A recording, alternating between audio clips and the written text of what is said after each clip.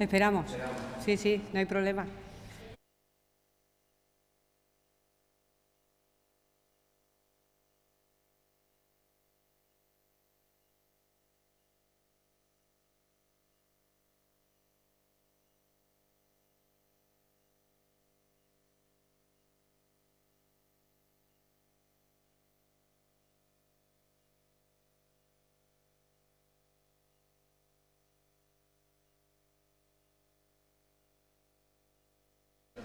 Gracias.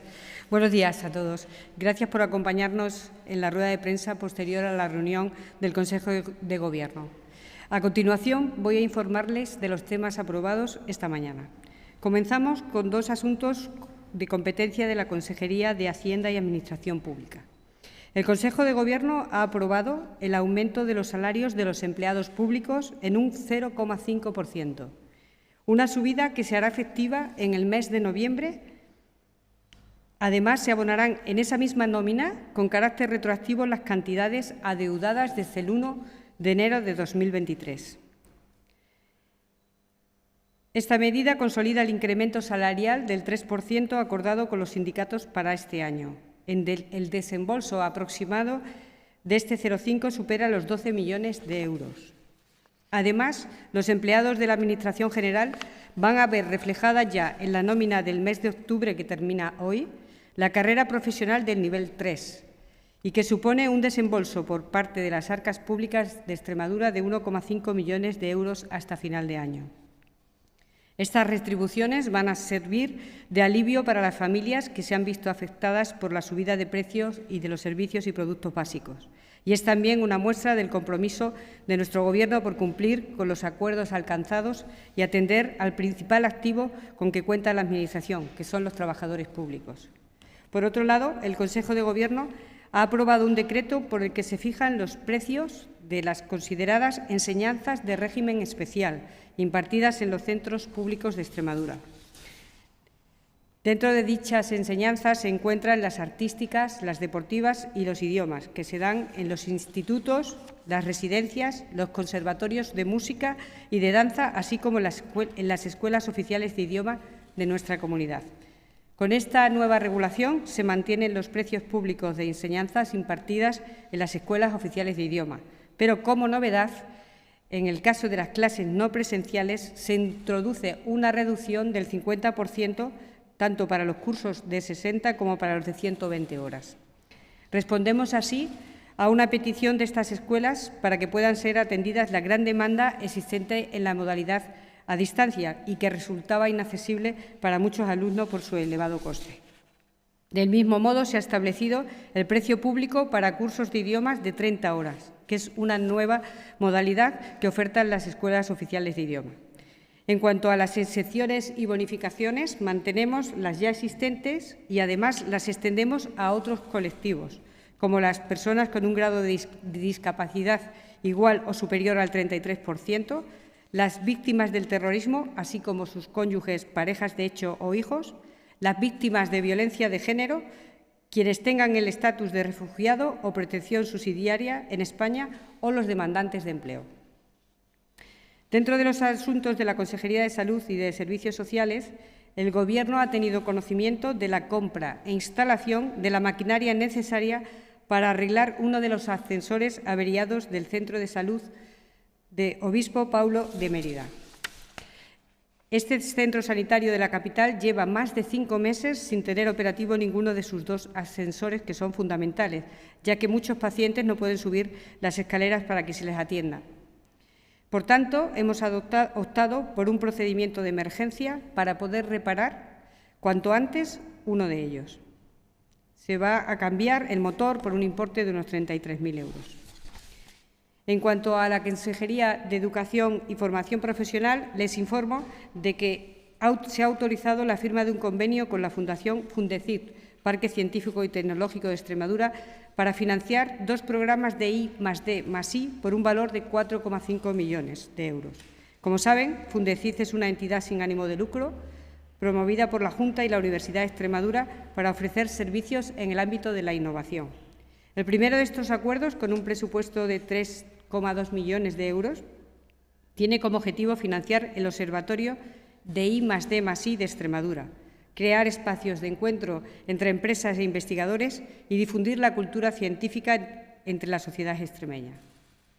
El segundo, por su parte, tiene un importe de 1,2 millones de euros y busca sufragar los gastos del Sistema Extremeño de Ciencia, Tecnología e Innovación de la región, el SECTI, en el diseño de proyectos de investigación competitivos en las convocatorias internacionales. Por otro lado, el Gobierno ha aprobado la participación de la Consejería de Economía, Empleo y Transformación Digital en la Asociación Española de Usuarios de Telecomunicaciones y de la Sociedad de la Información, Autelsi. Se trata de una entidad sin ánimo de lucro que defiende los derechos tecnológicos de los ciudadanos y aboga porque todos los territorios dispongan de conexión a Internet. El trabajo que desarrolla Autelsi sirve para intercambiar información y experiencias entre las comunidades autónomas. Se pondrán en marcha foros en los que participen responsables autonómicos del mundo de las telecomunicaciones, las sociedades de la información y la transformación digital, así como las empresas más relevantes del sector. Todo ello se trasladará con posterioridad a las sociedades extremeñas. En otro orden de cosas, la consejera de Educación ha informado al Consejo del cese del secretario general por cuestiones puramente administrativas y a iniciativa propia. Les explico que tras aprobar un proceso de oposición a interventor con carácter previo a su nombramiento, es necesario que realice un curso online de 2 semanas de duración. Los antecedentes que conocemos permitían a los altos cargos hacer este curso online, pues son 3 horas al día y 2 semanas. Sin embargo, tenemos que lamentar que en esta ocasión, a pesar de haberlo pedido en varias ocasiones al Ministerio, se le ha denegado esta opción, lo que implica que tiene que cesar hasta culminar el curso. Estas funciones, lógicamente, serán asumidas por la Secretaria General de Educación y Formación Profesional. En la Consejería de Infraestructuras y Transporte y Vivienda se ha autorizado la firma de 2 convenios de colaboración con la Mancomunidad de Municipios de La Serena y la Mancomunidad Integral de Aguas y Servicios de Llerena. El objetivo es garantizar el funcionamiento de las oficinas técnicas de urbanismo y el desarrollo territorial sostenible en estas agrupaciones de municipios. El proyecto cuenta con un presupuesto de 204.000 para las 2. Son acuerdos que se producen tras la suscripción recientemente de otros de la misma finalidad. El pasado día 3 de octubre les informamos de que habíamos autorizado una veintena de convenios por 2,5 millones de euros. Estos servicios son claves en el ámbito municipal para el asesoramiento y la asistencia técnica en materia de ordenación, gestión y disciplina urbanística. Con este tipo de acciones, desde la Junta, reafirmamos nuestro compromiso con la prestación de recursos públicos en todo el territorio de nuestra región. En materia de agricultura, desde esta consejería se ha informado a este Consejo de la flexibilización de los requisitos de la PAC. Ya que el Ministerio no lo hace, nosotros lo vamos a hacer. Los verán en una resolución próxima que va a haber en esta línea. Me pongo a su disposición para cualquier aclaración o pregunta.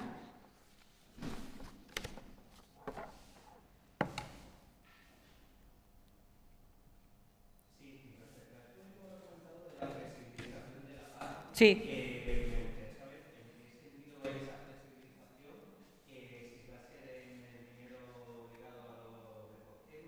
Son los requisitos para acceder a la PAC. Disculpe si no lo he explicado bien. Son los requisitos que se van a flexibilizar para que, lógicamente, sea más fácil acceder a esta ayuda, a la de la PAC. Y se van a detallar próximamente porque es un compromiso que se ha adoptado ahora mismo, hoy mismo. Hay muchas, porque la PAC es muy complicada en cuanto a cupos, a número de animales, a territorio, condiciones del propio agricultor, etcétera, ganadero, etcétera. Entonces hay muchas y todas ellas se van a hacer más fáciles, más flexibles. Es muy parecida a la campaña anterior, que fue más flexible. Aquí se ha estado pidiendo al Ministerio que se flexibilizara y ante su no contestación o negativa, pues lo vamos a hacer nosotros.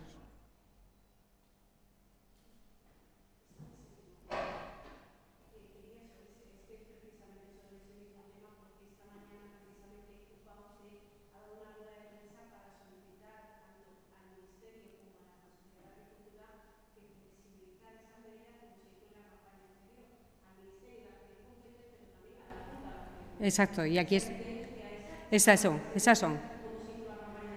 Exactamente. Vamos a flexibilizar como ocurrió en la campaña anterior y no vamos a esperar ya más a que haya respuesta del Ministerio.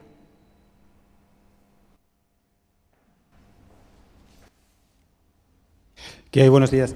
Buenos días. Quería preguntarle por la situación que se ha dado, el malestar en la localidad de Pescueza, por la dificultad, la imposibilidad para construir en esa localidad un centro de mayores de personas dependientes y su traslado a Torrejoncillo. Entonces, un poco, si pudiera dar una explicación de por qué finalmente el SEPAD no lo va a hacer en Pescueza y sí en Torrejoncillo. Sí, mire, el expediente de esta inversión se inicia en el 2022, en octubre del 2022, y durante 4 ocasiones el Gobierno anterior, el Gobierno socialista, le solicita a Pescueza que subsane las deficiencias que tiene para ser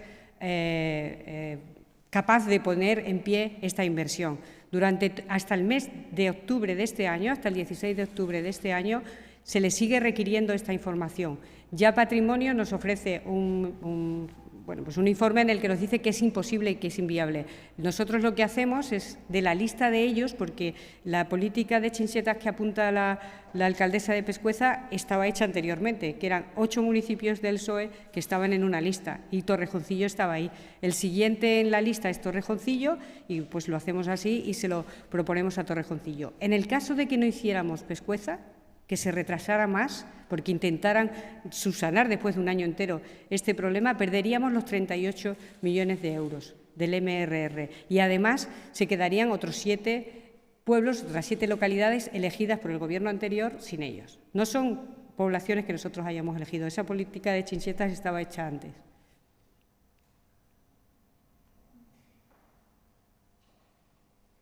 Buenos días. Buenos días. Yo quería preguntarle sobre otra cuestión también, sobre la electrificación de la línea entre Plasencia y Badajoz.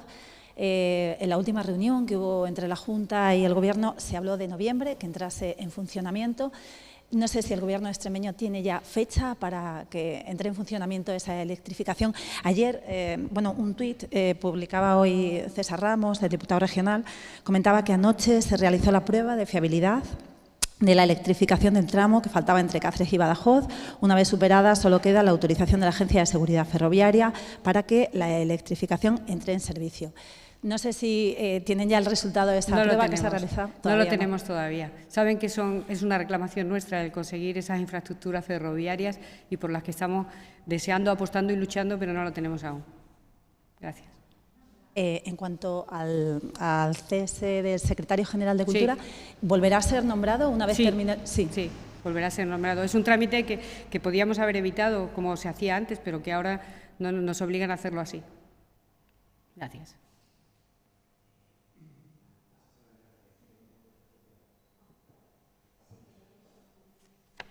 Yo quería preguntarle por la reunión que está prevista, por la videoconferencia que está prevista esta tarde sobre el tema de la crisis migratoria con el ministro Escrivá. No sé si va a estar la Junta de Extremadura en esa conferencia y cuáles van a ser un poco las propuestas, en este caso, que se van a llevar desde la comunidad autónoma.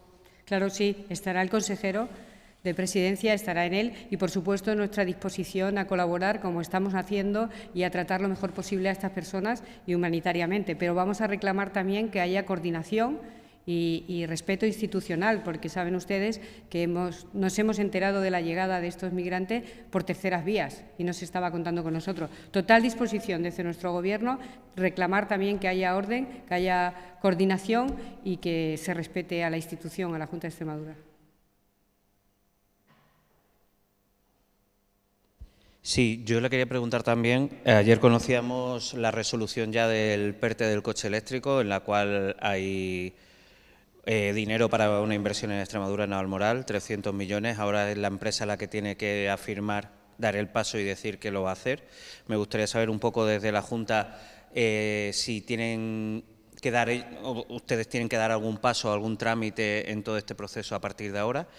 Y también le quería preguntar, todavía no está confirmado, pero parece ser que la semana que viene habrá investidura, habrá debate de investidura de Pedro Sánchez. Me gustaría saber cómo afecta eso, sobre todo, a los presupuestos, que es lo que nos queda ahora, la gran ley de aquí a final de año. Bien, le contesto A la primera pregunta, disculpe que es que me he quedado con... Envisio, disculpa, sí.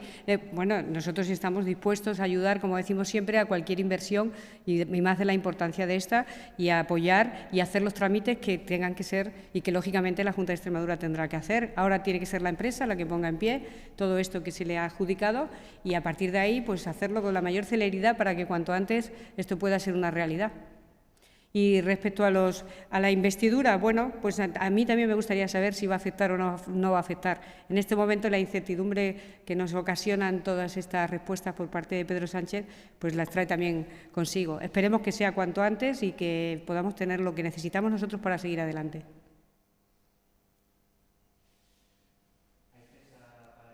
No, fecha no. Va a ser pronto, pero fecha no.